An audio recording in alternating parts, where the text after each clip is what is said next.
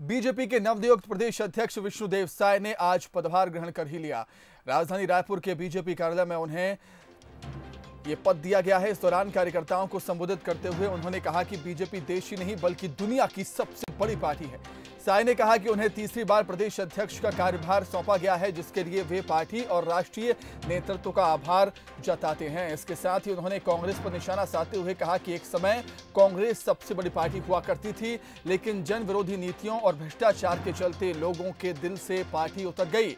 छत्तीसगढ़ में कांग्रेस 1.5 साल पहले जनता के सामने लोक लुभावन वादे लेकर आई थी, लेकिन उनका एक भी वादा पूरा नहीं हुआ।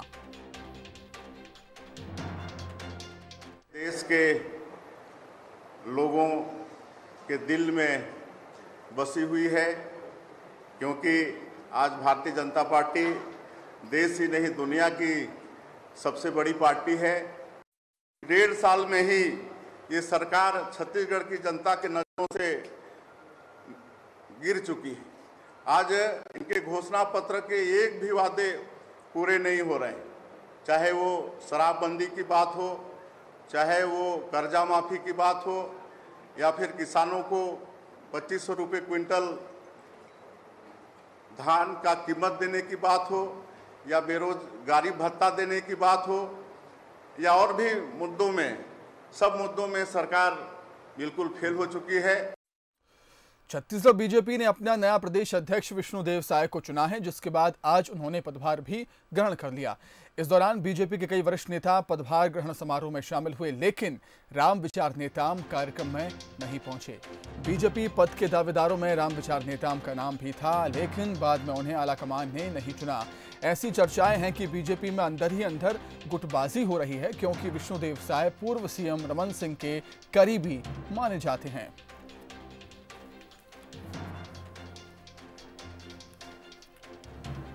तो चलिए, अधिक चर्चा के लिए हम सीधे रुख करेंगे हमारे संवाददाता राहुल साहू का। राहुल, कोई भी नेता कितना भी इनकार करे, लेकिन पद न मिलने का मलाल उसे रहता ही है, और कहीं ना कहीं वो दिख भी जाता है, जैसा कि आज हुआ। साय के समारोह में नेताम नहीं पहुंचे। बिल्कुल शुभित, मैं बता दूं कि जिस तरीके से आज विष्णुदेव साय के जो शपथ ग्रहण हुआ है, उसमें तो पूर्व मुख्यमंत्री डॉक्टर रमन सिंह है, सरोज पांडे है, और बीजेपी के जो वो आपके जो प्रदेश के जो बड़े जो नेता है वो पहुंचे हुए थे, लेकिन ऐसे जो तमाम और चेहरे हैं जो नहीं पहुंचे, जैसे मैं बात करूं अजय चंद्राकर है, और ऐसे जो दिग्गज नेता वो भी नहीं पहुंचे। तो कहीं ना कहीं ये एक गुटबाजी वाली बात सामने आती है। दीप राहुल, आपका बहुत शुक्रिया तमाम बातचीत के लिए। तो ये थे हमारे संवाददाता राहुल साहू, जो बता रहे हैं कि ऐसे कई और नेता थे जो इस कार्यक्रम में नहीं पहुंचे हैं, लेकिन मैं सबसे ज़्यादा चर्चा राम विचार नेताम की हो रही है, क्योंकि वो भी अध्यक्ष पद के दावेदार थे, लेकिन आला कमान ने मोहर लगाई है विष्णुदेव साय के नाम पर, और आज उन्होंने पदभार ग्रहण किया है। और नेताम के सभा कार्यक्रम में न पहुंचने से बीजेपी में गुटबाजी भी नजर आने लगी है। रायपुर से खबर है, जहां पर नई छूट की राज्य सरकार ने घोषणा कर दी है। 8 जून से लॉकडाउन में नई छूट की घोषणा हुई है। 8 जून से मंदिर, धार्मिक स्थल खोले जाएंगे। रेस्टोरेंट ग्राहकों को टेक अवे के जरिए सुविधाएं दे सकेंगे। पार्क और स्पोर्ट्स कॉम्प्लेक्स खुल सकेंगे। क्लब में चल सकेगी आउटडोर गतिविधियां। शॉपिंग मॉल खोलने की इजाजत अभी नहीं है। राज्य सरकार ने 7 बिंदुओं की गाइडलाइन जारी की है। अधिक जानकारी के लिए हम बातचीत करेंगे हमारे विशेष संवाददाता मोहन तिवारी से। मोहन, जैसा कि अनलॉक 1 आया था, जब राज्य सरकार ने कुछ पर पाबंदी अभी लगा रखी थी, जैसे रेस्टोरेंट हो या स्पोर्ट्स कॉम्प्लेक्स हो, लेकिन 8 जून से अब उन्हें खोलने का फैसला लिया गया।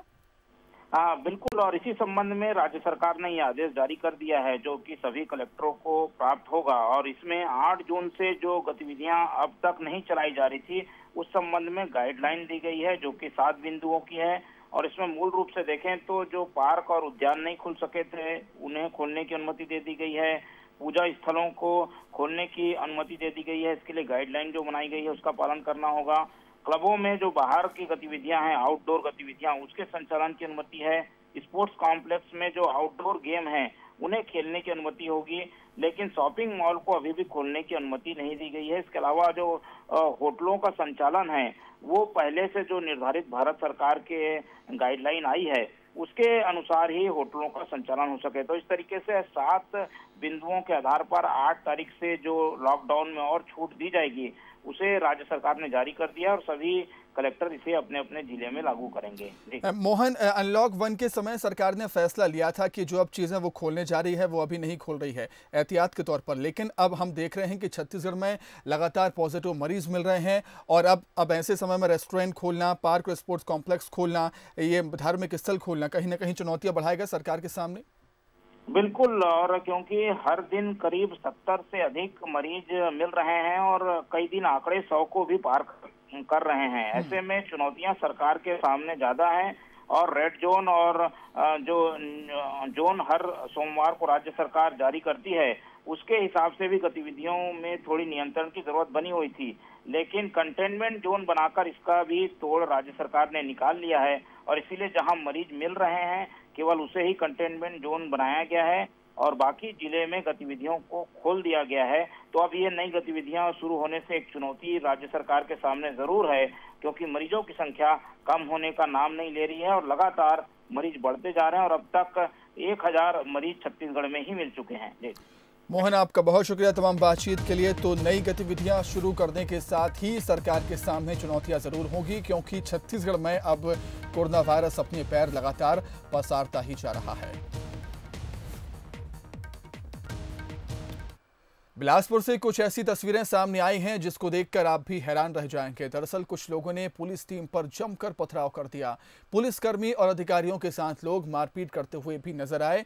आपको बता दें, शहर के गीतांजलि नगर में पुलिस और आम लोगों के बीच तनाव बढ़ गया है। पूरा विवाद मकान खाली करने को लेकर शुरू हुआ था। सुबह पुलिस गीतांजलि नगर में बने अटल आवास योजना के मकानों में गई। यहां अवैध तरीके से रह रहे लोगों से मकान खाली करने को कहा गया था, लेकिन इस पर लोगों ने असहमति जताई और पुलिस पर ही हमला कर दिया। इस दौरान नगर निगम और पुलिस के लोगों को चोटें भी आईं।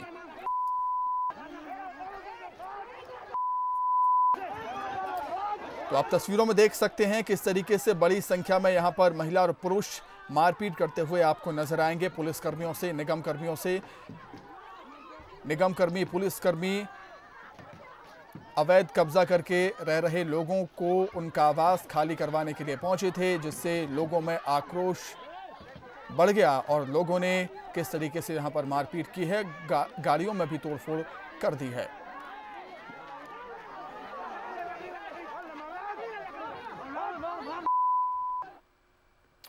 वहीं रायपुर में भाटा गांव पानी टंकी में हादसा हुआ है। मौके पर महापौर एजाज देवर पहुंचे हैं। महापौर ने मुआवजा देने की बात कही है। मृतक मजदूर के परिजनों के 1-1 लाख उनको सहायता राशि दी जाएगी। ठेकेदार के खिलाफ FIR दर्ज कराई जाएगी। जर्जर टंकी तोड़ते समय यह हादसा हुआ था।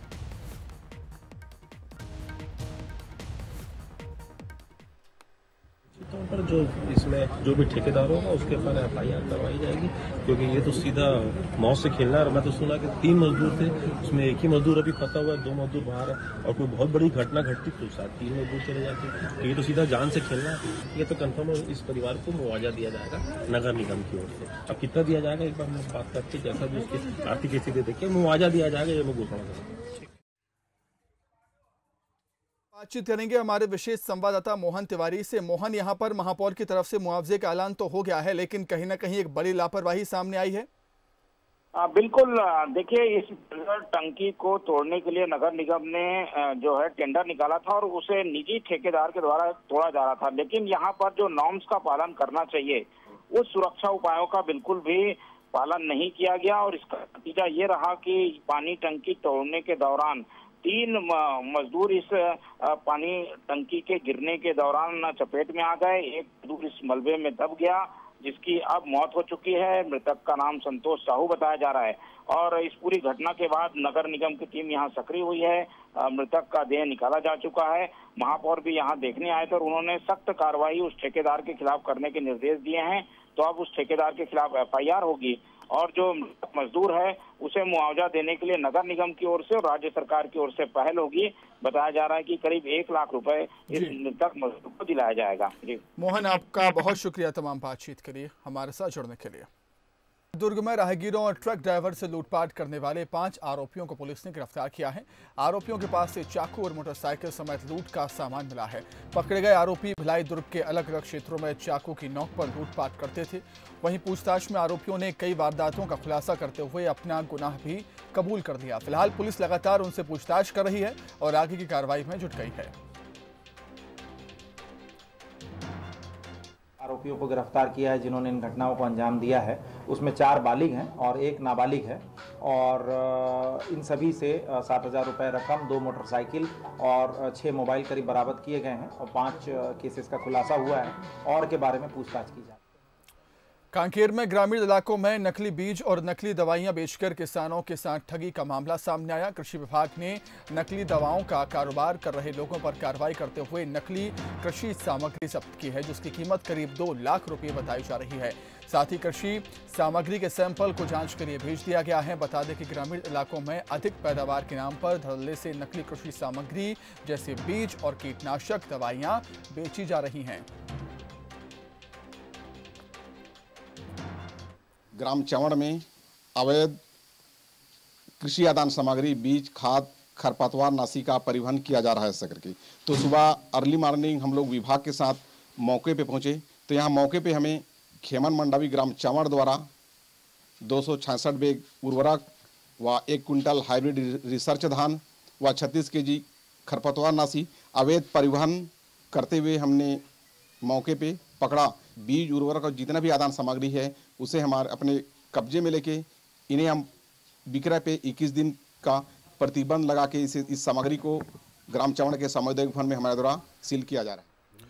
राजनांदगांव लोकसभा सीट से सांसद संतोष पांडे को मॉरिशस के प्रधानमंत्री पीके जुगनौथ ने ट्विटर पर फॉलो करना शुरू कर दिया है, जिसके बाद सांसद पांडे ने रीट्वीट का प्रधानमंत्री का आभार व्यक्त किया, जिसे देखते हुए कहा जा सकता है कि सांसद संतोष पांडे की लोकप्रियता देश ही नहीं बल्कि विदेशों में बढ़ती ही जा रही है। सांसद संतोष पांडे के विकास कार्यों की क्षेत्रीय लोग पहले से सराहना करते आते हैं। अब मॉरिशस के प्रधानमंत्री ने उन्हें फॉलो करना शुरू किया है। ये क्षेत्रवासियों के लिए गौरव की बात है। मॉरिशस के माननीय प्रधानमंत्री प्रविंद जुगनाथ जी ने मुझे फॉलो किया है। ये वास्तव में मेरा ही नहीं बल्कि संपूर्ण क्षेत्र के लिए और उन्होंने एक प्रकार से सम्मान दिया है। मैं उनका आभार व्यक्त करता हूं और इस डिजिटल माध्यम से हम दोनों के बीच और अनेक प्रकार के संस्कृति और वर्तमान गतिविधियां जो चल रही है, ऐसे परिस्थितियों को भी साझा करने का अवसर मिला है। छत्तीसगढ़ में प्रवासी मजदूरों की वापसी के साथ कोरोना संक्रमण के मामले लगातार बढ़ते जा रहे हैं। राजनांदगांव में कोरोना पॉजिटिव 6 नए मामले सामने आए, जिसमें 5 प्रवासी मजदूर हैं। वहीं एक महिला की कोई ट्रैवल हिस्ट्री नहीं है। उसके पॉजिटिव आने से स्वास्थ्य विभाग भी परेशान है। सभी को पेंड्रा के कोविड-19 केयर यूनिट में भर्ती कराया गया है। ताज़ा मामलों के साथ राजनांदगांव में कोरोना के एक्टिव मामलों की संख्या बढ़कर अब 49 हो गई। फिलहाल पॉजिटिव पाए गए मरीजों के घर और उनके आसपास के इलाकों को कंटेनमेंट जोन घोषित कर दिया गया। कोविड को लेकर हमारे राजनांदगांव में अभी तक 49 मरीज एडमिट है कोविड हॉस्पिटल राजनांदगांव में, और इसमें 3 की हिस्ट्री है बाहर की और एक लोकल में ही राजा शंकरपुर में रह रही थी, उसको पॉजिटिव पाया गया था। उसको कॉन्टैक्ट ट्रेसिंग चल रही है और जो प्राइमरी कॉन्टैक्ट में होंगे उनका सैंपल भी लिया जाएगा। राजनांदगांव शहर में दोनों क्षेत्र को कंटेनमेंट जोन घोषित किया गया है। गवर्नमेंट के निर्देशानुसार 1 किलोमीटर का जो रेडियस है उसके आधार पर किया गया है। इसके अलावा राजनांदगांव क्षेत्र में ठाकुरटोला में भी एक पॉजिटिव केस आया है जो कि क्वारंटाइन में था, तो उसको भी सभी को हॉस्पिटलाइज किया गया है। वहीं कोरबा में एक ही दिन में 40 लोगों की कोरोना रिपोर्ट पॉजिटिव आने के बाद वहां पर हड़कंप मच गया। प्रशासन ने पीजी कॉलेज को क्वारंटाइन सेंटर बनाया है। क्वारंटाइन सेंटर में करीब 90 से ज्यादा लोगों को रखा गया है, लेकिन सेंटर में किसी भी तरह की कोई व्यवस्था नहीं है। मौके का जायजा लिया हमारे संवाददाता लक्ष्मण महंत ने।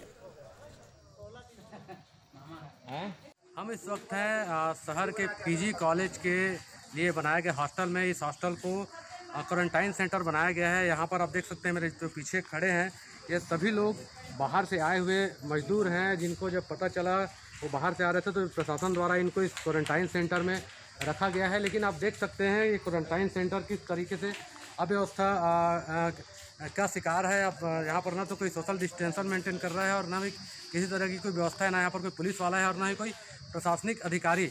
हैरानी की बात तो यह है कि इनको कई यहाँ पर जो मजदूर हैं जिनको क्वारंटाइन किया गया है, इनमें से कई को 14 दिन से ऊपर हो गया है, लेकिन इनको अभी तक घर जाने के लिए नहीं कहा जा रहा है। और हैरानी की बात तो यह है कि अभी तक 14 दिन 16 दिन होने के बाद भी इनका कोई टेस्ट नहीं किया गया है। हम इनसे बात करते हैं किस तरह की अव्यवस्था है यहाँ पर। जी ये बताइए कि आप कब से आए हैं, कहाँ से आए हैं आप? सर हम लोग बिहार से आए हैं जी। 15 दिन हो गया। कितने दिन हो गए? 14 दिन कंप्लीट हो गए हैं सर। तो अभी तक क्या चेकअप हुआ है यहाँ पर? नहीं हुआ है।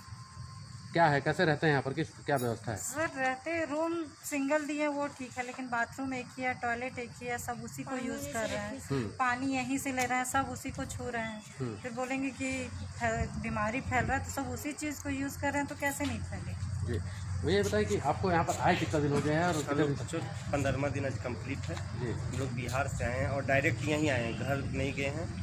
और बताया था कि यहाँ 14 दिन के बाद आप लोग के छोड़ दिया जाएगा। शुरुआत में बोला जा रहा था कि आप लोग अगर टेस्ट भी नहीं होगा तो 14 दिन बाद आप लोग को छोड़ दिया जाएगा। तो उसी आशा में हम लोग 14 दिन हो गया। उसके बाद कल बोला जा रहा है, कोई अधिकारी आए थे वो धमका के भी गए हैं कि आपको यहाँ रहना पड़ेगा। जो हम मजिस्ट्रेट हैं, जो हम नहीं अगर मानोगे प्रशासन को बुला देंगे। हम लोग कोई उल्लंघन नहीं कर रहे हैं, फिर भी हम लोग का यही मांग है कि 14 दिन हो गया हम लोग को छोड़ा जाए। अगर टेस्ट अभी तक नहीं हुआ, हम लोग तैयार हैं टेस्ट के लिए। ऐसा नहीं बोले कि टेस्ट नहीं करें, होम क्वारंटीन दे दो, हम लोग को तैयार है, लिखित में देने के लिए तैयार है। आपको बताना चाहूँगा कि कल के डेट में ही जो कोरबा में एक साथ जो कुदुरमाल का क्वारंटाइन सेंटर था, वहाँ से 36 जो मरीज एक साथ आए हैं। तो कहीं ना कहीं ये क्वारंटाइन सेंटर के प्रभारियों की बड़ी लापरवाही है, जिसके चलते जो यहाँ पर रहने वाले हैं वो लगातार संक्रमण का शिकार हो रहे हैं। यहाँ जो हॉस्टल में रहने वाले जो लोग हैं उनमें भी डर भय बन चुका है प्रशासन की खामियों को देखते हुए, कहीं ये भी कोरोना के शिकार ना हो जाए। लक्ष्मण महंत, बंसल न्यूज़, कोरबा।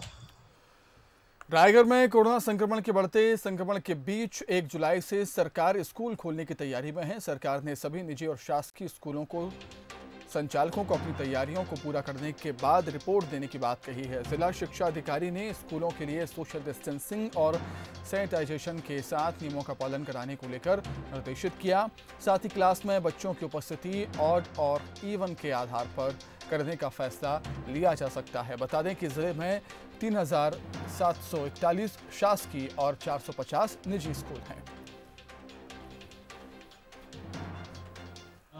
1 जुलाई से स्कूल खुलने का निर्देश है, परंतु परिस्थिति देखते हुए कोरोना से बचने के लिए उसके पर्याप्त उपाय किए जाएंगे। और यदि मान लो कोरोना का प्रकोप खत्म नहीं होता है तो स्कूल शुरू करना संभव नहीं होगा जी। वैसे ये निर्देश है कि बच्चों को डिस्टेंस बना करके बैठा करके पढ़ाने का निर्देश है। परंतु जहाँ पर बड़ी संख्या है, जहाँ पर डिस्टेंस बनाने पर सभी बच्चे एक साथ नहीं बैठ पाएंगे, तो वहाँ पर फिर मुश्किल होगा। महासमुंद में उज्ज्वला योजना के तहत गरीबों को लाभ नहीं मिल रहा है। पुलिस को गैस सिलेंडर के ब्लैक में बेचने की शिकायतें मिल रही थी, जिसके बाद पुलिस ने कार्रवाई करते हुए 3 आरोपियों को गिरफ्तार किया। आरोपियों से पुलिस ने 2255 उज्ज्वला योजना के कार्ड बरामद किए हैं, साथ ही 1534 गैस सिलेंडर बरामद किए। आरोपी गैस सिलेंडर का उपयोग अवैध रूप से गैस रिफिल कराने के लिए करते थे। पुलिस आरोपियों से पूछताछ कर रही है। पुलिस को पूछताछ में अन्य खुलासे होने की संभावना है। उसके एजेंसी से तकरीबन 2255 नग गैस का कार्ड मिला है। इसके अलावा 1534 नग गैस सिलेंडर मिला है। साथ ही विभिन्न कंपनियों के, इंडियन की एजेंसी है लेकिन इसके पास से HP का भी सिलेंडर मिला और भारत का भी सिलेंडर मिला। और इसके अलावा इसके पास 3 पिकअप वैन और तीन पिकअप और एक छोटा हाथी भी बरामद हुआ है। इस पर से थाना सरायपाली में EC एक्ट की धारा 3/7 के अंतर्गत कार्रवाई की जा रही है। लॉकडाउन में जहां देश के हर सेक्टर में मंदी है, तो वहीं कोंडागांव में शिल्पकार भी इस मंदी से अछूते नहीं हैं। कभी मूर्तिकार पत्थर में जान डालते थे, वहीं आज वे अपना घर चलाने के लिए मजदूरी करने को मजबूर हैं। 3 महीने तक चलने वाले लॉकडाउन ने शिल्पकारों की कमर तोड़ कर रख दी। कोंडागांव में रहने वाले करीब 25 से 30 परिवार घर चलाने के लिए मजदूरी कर रहे हैं।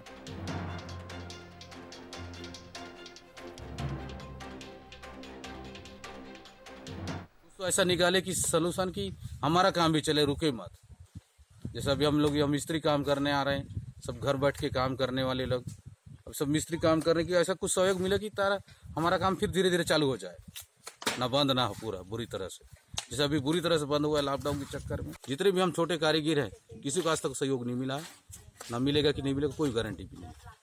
हम लोग शुरू से मूर्ति बनाते हैं सर। किस चीज़ का मूर्ति बनाते हैं? जो भी जैसे आइटम आता, ऑर्डर आता तभी बनाते हैं। अभी काम धाम नहीं है बोल के जब से वो हो गया है तब से अपन मजदूरी कर रहे हैं। यहाँ कुछ नहीं दिया सरकार, कुछ दिया ही नहीं, तो क्या बोलेंगे सर।